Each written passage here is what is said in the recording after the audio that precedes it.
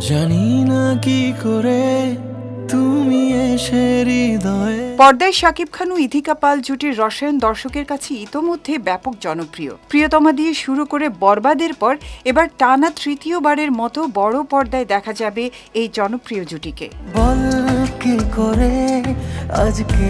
মেহেদী হাসান হৃদয়ের নতুন সিনেমা নিঃস্বতে শাকিব খানের বিপরীতে ইথিকা পালকে চূড়ান্ত করা হয়েছে বলে একাধিক নির্ভরযোগ্য সূত্র নিশ্চিত করেছে। যদিও নির্মাতা এখনই আনুষ্ঠানিকভাবে নায়িকার নাম প্রকাশ করছেন না। সংশ্লিষ্টদের ভাষ্য, জমকালো অ্যানাউন্সমেন্ট ভিডিওর মাধ্যমেই আসবে এর প্রথম আনুষ্ঠানিক ঘোষণা।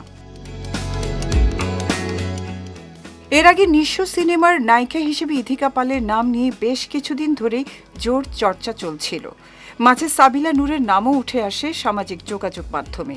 তবে সব জল্পনা কল্পনার অবসান ঘটিয়ে সংশ্লিষ্ট সূত্রগুলো নিশ্চিত করেছে, শেষ পর্যন্ত শাকিবের বিপরীতে ইথিকাকেই চূড়ান্ত করা হয়েছে। সবকিছু ঠিক থাকলে 2026-এর অক্টোবরের শেষ সপ্তাহে শাকিব খান ও ইথিকা পালকে নিয়ে শুরু হবে নিঃস্ব সিনেমার শুটিং। 2023 সালে প্রিয়তমা সিনেমার মাধ্যমে ঢাকাই সিনেমায় অভিষেকের পর প্রথম ছবিতেই দুই বাংলার দর্শকের দারুণ নজর কাড়েন তিনি। এরপর বরবাদে আবারও শাকিব খানের সঙ্গে জুটি বেঁধে বাজিমাত করেন এই অভিনেত্রী।